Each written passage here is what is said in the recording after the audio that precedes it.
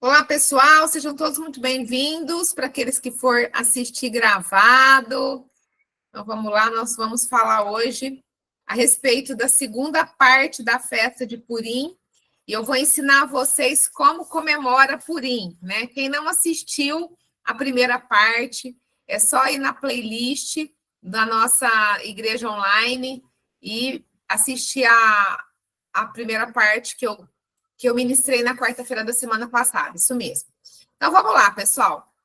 Então, amanhã, às 18 horas, nós iniciamos a comemoração do Purim, né? E vai até na sexta-feira, às 18 horas. Né? São 24 horas de comemoração.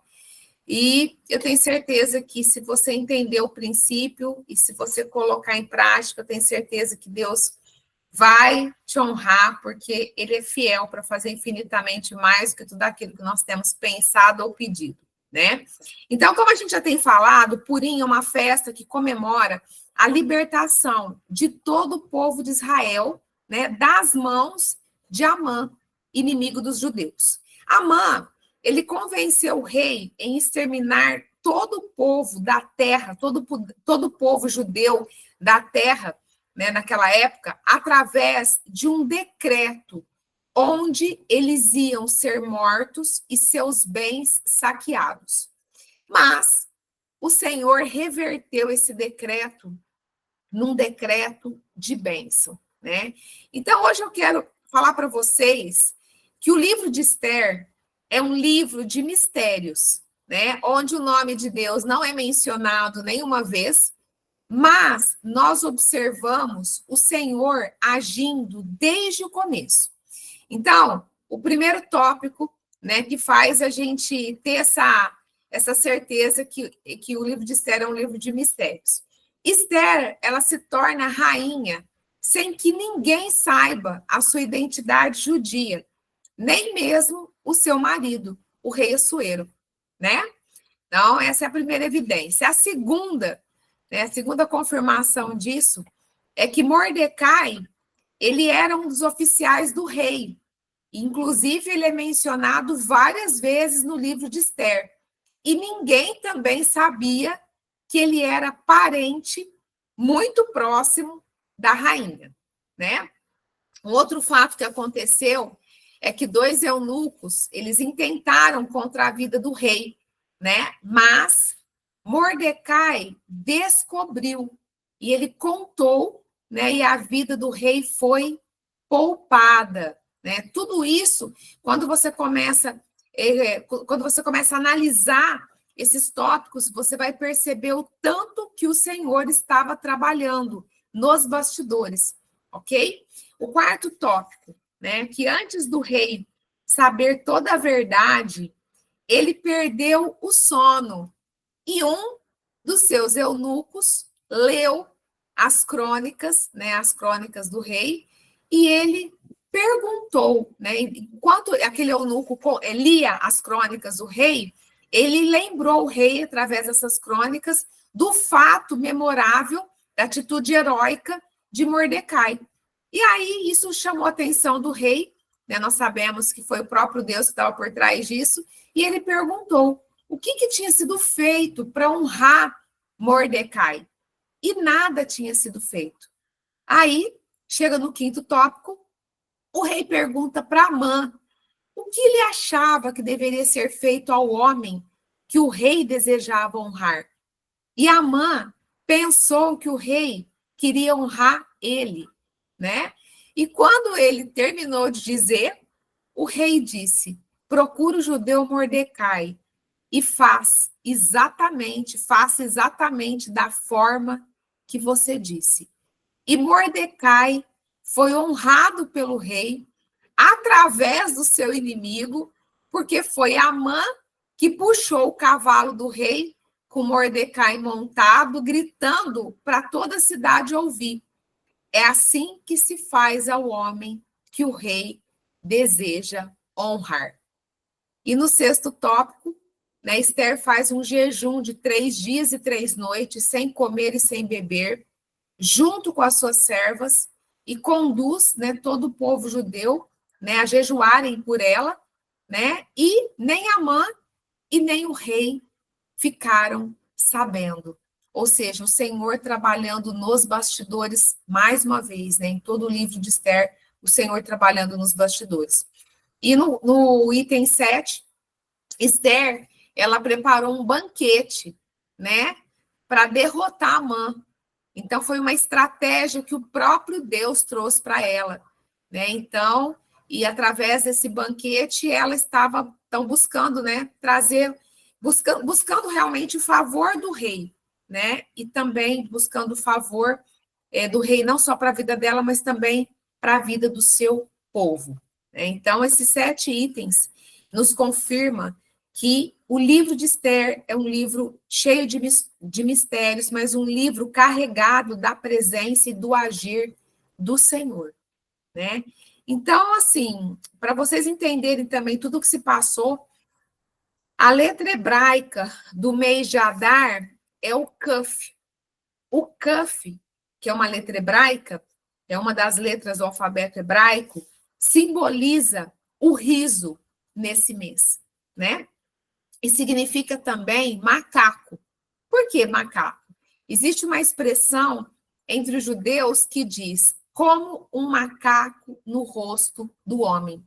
Ou seja, um disfarce, uma máscara.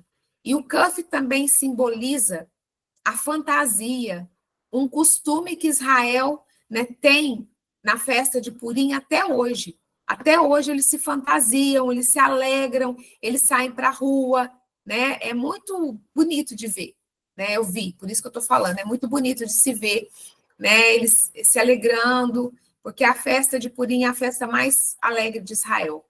Então eles se fantasiam nessa festa.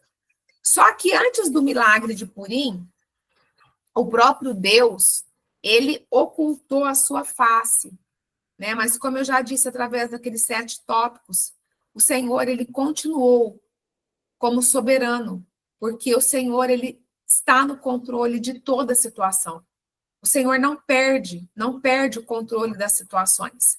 Muitas vezes, às vezes o Senhor fica em silêncio, de repente, na nossa vida, e aí você tem que crer que, apesar do seu silêncio, ele está trabalhando, ok? Ele está trabalhando, né? Então, mas o interessante é que nessa história, olha como tudo se conecta, né?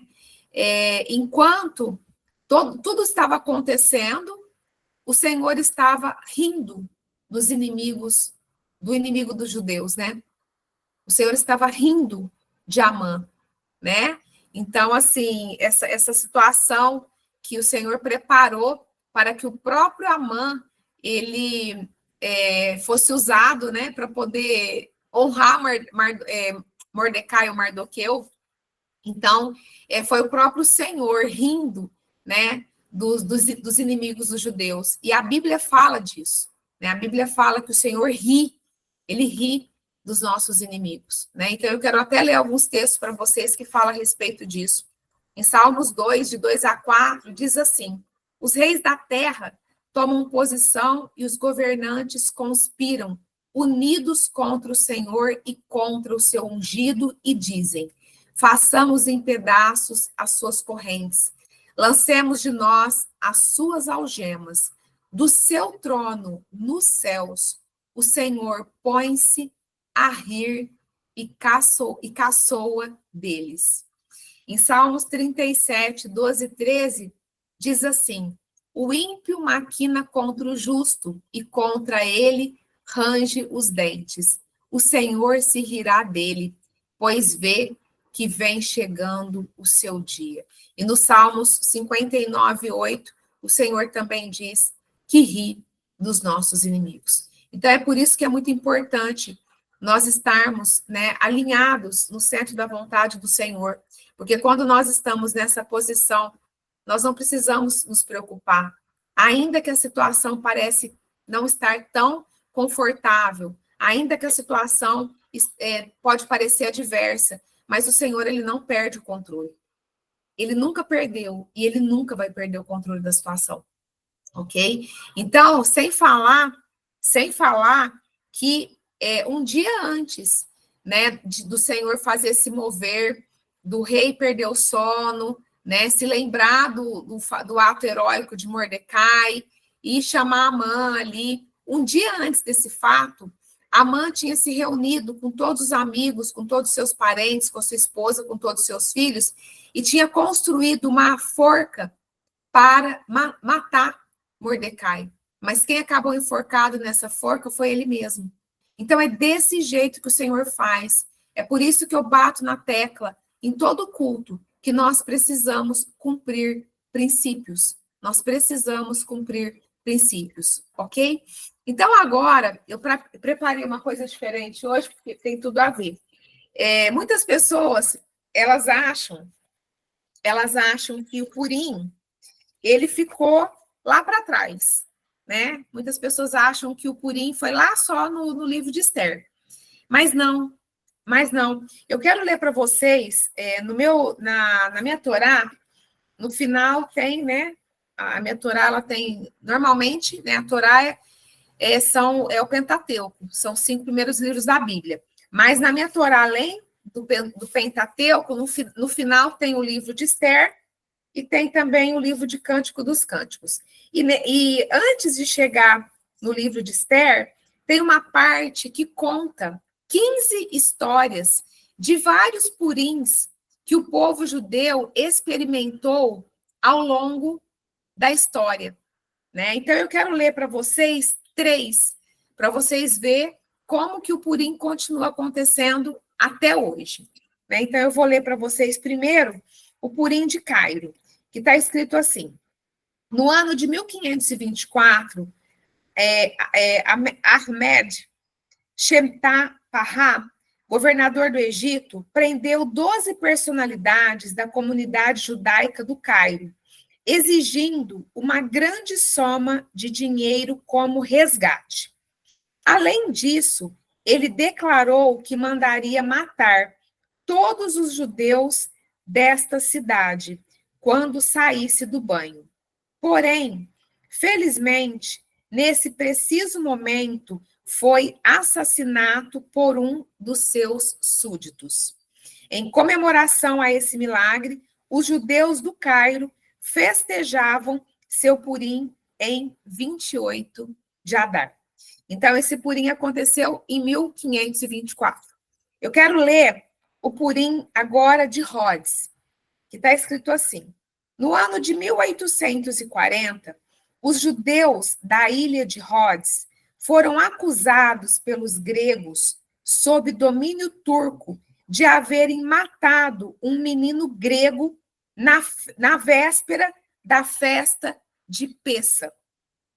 Os gregos fizeram isto para vingar-se dos judeus que competiam com eles no comércio de esponjas. O governador turco de Rhodes prendeu vários judeus, escarnecendo-os e torturando-os. Enquanto isso, o menino apareceu são e salvo na ilha de Quira.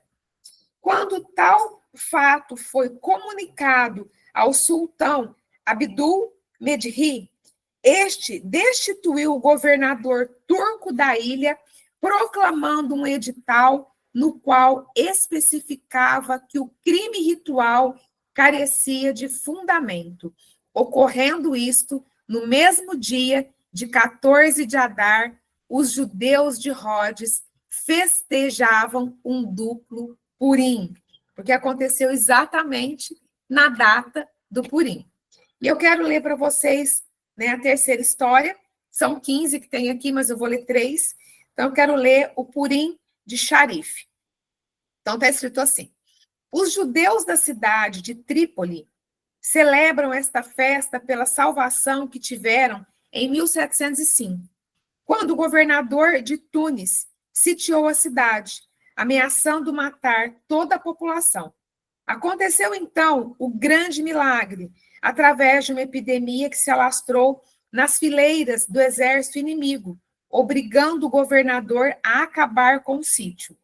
Este Purim é chamado de Purim falso, para diferenciá-lo do Purim de Esther, e é celebrado em 24 de Tevet. Então, não preciso nem falar mais nada, né? Deus é muito fiel, ele continua fazendo. O Senhor é o mesmo ontem, hoje será eternamente. Eu fiz questão, o Senhor me deu a direção para ler essas histórias, porque tem muitas pessoas que falam que o que aconteceu no Velho Testamento ficou no Velho Testamento. Então, tem várias, né, teorias a respeito disso, mas não são teorias bíblicas, não são teorias verdadeiras, porque o Senhor fala que Ele é o mesmo ontem, hoje e será eternamente. Ele é o mesmo Deus. E agora, depois dessa palavra, eu quero falar para vocês, né? Quero ensinar como se comemora Purim. Então, hoje, nós estamos no jejum de Esther, né? Que começou às 18 horas e vai, né? Para quem entrou nesse jejum comigo, eu abri hoje às 18 horas e vou entregar ele amanhã às 18 horas, já abrindo, né? Para festejar, né? Já glorificando o Senhor para festejar o Purim. E esse jejum você vai pedir, né, para que verdadeiramente o Senhor muda, para que o Senhor venha mudar todos aqueles decretos que eram de morte, de roubo, de destruição sobre a tua vida, para o Senhor substituir por decretos de bênção, de paz, de alegria, de prosperidade, de saúde, né? Então, essa é a razão, é dessa forma que você vai proceder nessas 24 horas. É por isso que você vai orar, para que os decretos que eram contra você sejam substituídos por decretos ao seu favor, ok? Então, agora eu quero ensinar como que comemora Purim. Então, vamos lá. Então, existem alguns mandamentos, né, para comemoração de Purim. Primeiro, você vai ler todo o livro de Esther, ok? Então, nas 24 horas de Purim, né, você vai tirar um tempo para você ler todo o livro de Esther, ok? Então, é assim que se come, né, é o primeiro mandamento de Purim, ler todo o livro de Esther, ok? Então, você vai ter, a partir de amanhã, às 18 horas, até sexta-feira, às 18 horas, para poder ler todo o livro de Esther. Segundo, você tem que entender que é um tempo de muita alegria. É a festa mais alegre de Israel. E realmente nós temos esse motivo, essa razão para se alegrar. Ok? Então, esse é o segundo mandamento. Terceiro, você vai fazer uma tzedakah. O que é isso? O que é tzedakah? Tzedakah é uma oferta de justiça. O que é oferta de justiça? É um dos princípios bíblicos que traz, inclusive, muita prosperidade para quem entrega essa tzedakah. Porque os judeus, eles têm uma... isso é bíblico mesmo, né? Eles têm uma... Como que eu posso... Não é simplesmente uma cultura, né? Se tornou para eles uma cultura, mas essa cultura vem de um mandamento, de um princípio bíblico que está em Deuteronômio 15, tá? Então, a tzedakah, que é a oferta de justiça, traz um sentimento de união, de comunhão. Por quê? Porque, na verdade, lá em Israel, eles não aceitam que as pessoas menos favorecidas venham perecer. Né? Eles trabalham e eles agem de forma que as pessoas menos favorecidas também sejam abençoadas e que não lhe falte nada, ok? Então, ainda que a pessoa não seja abastada, ela é uma pessoa próspera, porque a prosperidade está em não faltar nada, né? Em você ter o suficiente, né, para você se manter e manter todas as suas necessidades e, de repente, até dar para o outro. Ok? Então, isso é a tzedakah, é a oferta de justiça. Então, você vai fazer uma oferta de justiça, pode ser em dinheiro, pode ser através de uma cesta básica, pode ser através de um botijão de gás, né? Pode ser através daquilo que o Senhor colocar no seu coração, para pelo menos 2 pessoas que Deus vai colocar no seu coração, ok? Então, essa tzedakah é diferente da tzedakah que nós fazemos em tabernáculos. Quem me acompanha já faz um tempo, sabe que na festa de tabernáculos nós também fazemos a tzedakah, só que é diferente, tá?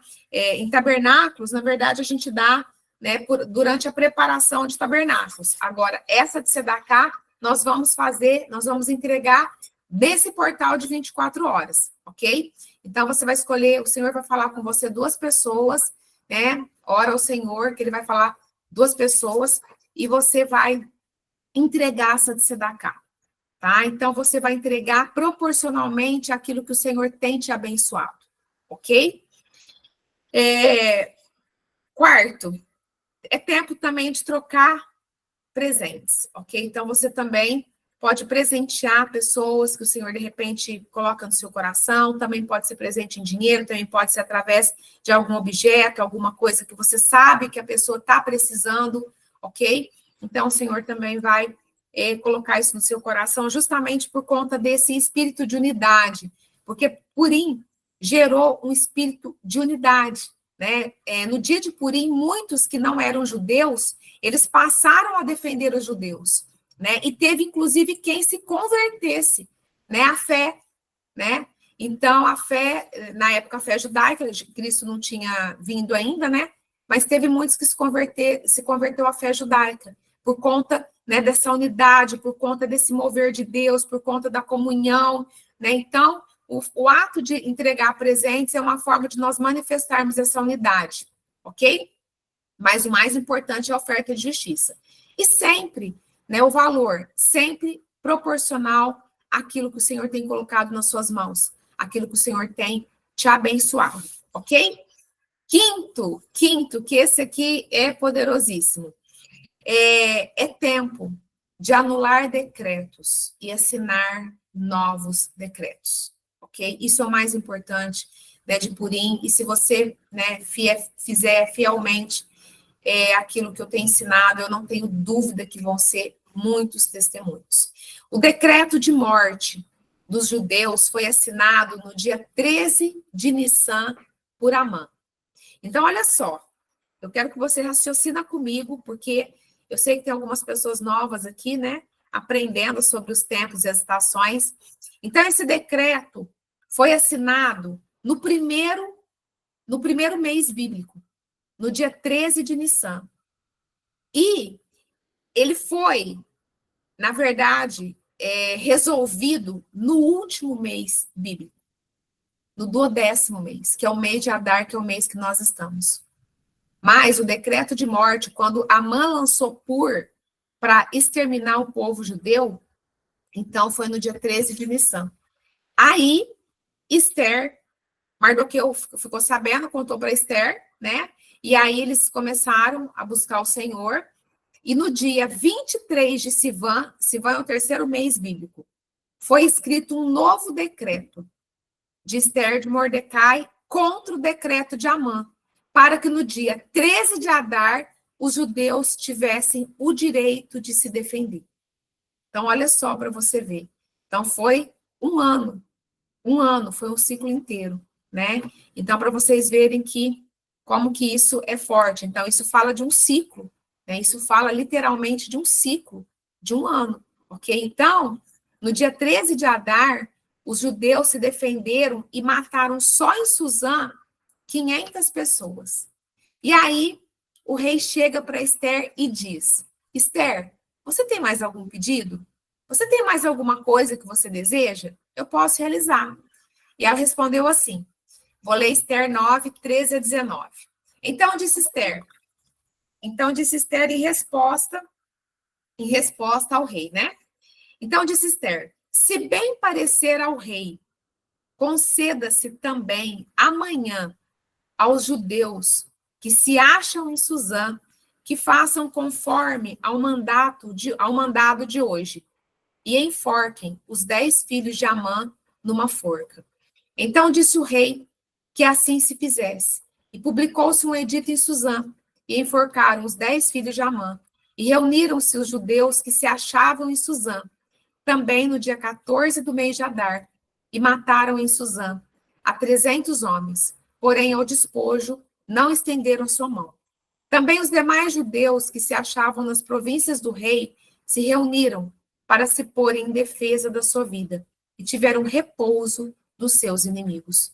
E mataram dos seus aborrecedores 75.000, porém ao despojo não estenderam a sua mão. Sucedeu isso no dia 13 do mês de Adar, e repousaram no dia 14 do mesmo, e fizeram daquele dia de banquetes e de alegria. Também os judeus que se achavam em Suzã se ajuntaram nos dias 13 e 14 do mesmo, e repousaram no dia 15 do mesmo, e fizeram aquele dia de banquetes de alegria.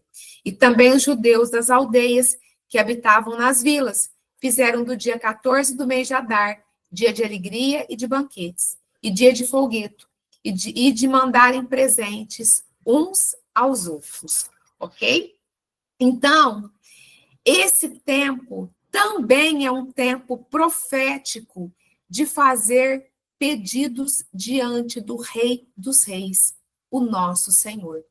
Então, nós vamos fazer, eu vou ensinar vocês a fazer um ato profético, ok? E também fazer pedidos ao Rei dos Reis, né? Ao nosso Rei, ao nosso Senhor, o Senhor dos Exércitos. Então, como que vai ser esse ato profético, né? Como vai ser esse ato profético? Nós vamos escrever numa folha em branco tudo o que aconteceu no último ano que nós não queremos que aconteça mais. Ok? Tá? Então, primeiro você vai pegar um papel e você vai escrever numa folha em branco tudo o que aconteceu no último ano que você não quer que aconteça mais. Tá? Depois, em outro papel, nós vamos escrever um novo decreto para substituir o decreto que era contra nós. E ainda vamos fazer as petições que nós desejamos ao nosso Senhor, ao nosso Rei. Ok? Então, assim que o portal se abrir para a festa de Purim, né? Você vai rasgar os decretos não favoráveis, você vai rasgar os decretos não favoráveis e você vai apresentar os novos decretos ao Senhor. E você vai selar com óleo ungido, representando profeticamente o anel selo do rei, para chamar à existência aquilo que você está colocando nesse novo decreto e também essas novas petições que você vai fazer. Ok? E sexto, para finalizar, você pode fazer um banquete com a sua família, né, fazer um jantar, enfim, comer uma pizza, fazer um banquete, se reunir, né? Ou mesmo que você não tiver em família, não tem problema, faça você e o Senhor, né? Porque você pode ter certeza que o Senhor vai estar junto nesse tempo com você, ok? E porque é tempo de comemorar essa última festa do ano bíblico, agradecendo por tudo que o Senhor fez para encerrar esse ciclo, porque nós estamos no último mês bíblico, né? Adar é o último mês bíblico, é a última festa, é uma festa que termina com muita alegria, com vitória, com libertação, com mudança de decreto, com uma perspectiva de novas realizações, ok? Então, você precisa comunicar isso no mundo espiritual, ok? E no dia 29 desse mês, né, nós vamos, então, entrar num novo ciclo, né? Porque nós vamos, no dia 29 agora desse mês, nós vamos comemorar o Rosh Chodesh, né? Que é o primeiro dia do mês de Nissan, que aí nós iniciamos um novo mês, um novo ano bíblico, né? Nissan é o primeiro mês, então nós vamos iniciar um novo ano bíblico, ok? Então, é isso, né? Eu creio que não ficou nenhuma dúvida, mas se ficou, você pode, o vídeo, né? Vai ficar, já estou gravando, amanhã já vai estar na plataforma do YouTube, e aí se você ficou com alguma dúvida, você pode ir lá, a Evelyn vai colocar nos grupos, e aí você pode, então, assistir novamente. Então, deixa eu despedir do pessoal aqui da internet. Pessoal, que Deus abençoe. Uma feliz festa de Purim para vocês. Um beijo no coração e até a próxima. Até o próximo culto. Beijo no coração.